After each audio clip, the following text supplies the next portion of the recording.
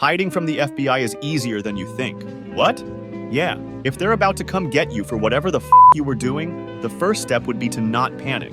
It's the FBI. It's not like you can outrun them. You need to stay calm and plan everything because the next step is to destroy everything you have. What do you mean, destroy? Whatever documents you have, burn it, shred it, flush it down the toilet. Every single trace that you leave behind is another piece of evidence that the FBI can use against you in court and also to track you down. If you have any pets, now is the time to say goodbye. If you have a phone, break it and burn it with the other documents. What happens after that? Now comes the fun part, escaping. At this point, you have two choices. Either stay in your country or get out. But remember, this is the FBI we're talking about. I mean, look at their agents. It's like a whole army. So to avoid a nationwide manhunt, it's better that we leave the whole country instead. Well, where would we go?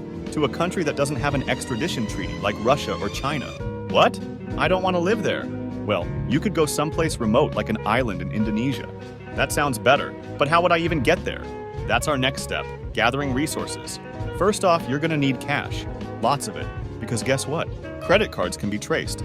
If you don't have that much cash, start selling stuff you won't need anymore once you get to Indonesia, like your furniture. Next, we'll need a fake ID. Not the one you use at bars, but an actual realistic fake ID. You'll need to change your appearance as well. Dye your hair, grow a beard, and just do whatever you can to make sure you look different now. You'll also need to start learning the local language of the country you're going to. You still didn't tell me how to actually get there. Well, if your resourcing is all done, you can begin moving. Now, Indonesia isn't really connected by land, and we can't go to the airport since by now, the FBI must have already placed a travel lock on our passport. So traveling by boat seems like the only option. I don't even know where to get a boat from. You don't need to get one yourself. You can just hop on a ferry or tanker and pay off the captain. It's actually pretty common for criminals to do that, since US jurisdiction doesn't apply once you're in international waters.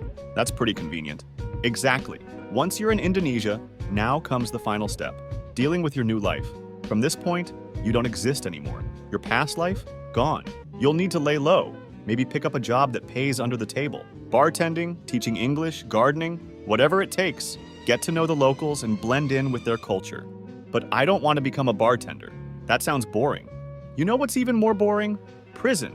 But on the plus side, if you just completed all of these steps, then congratulations. You just officially became a wanted suspect. Don't try this at home.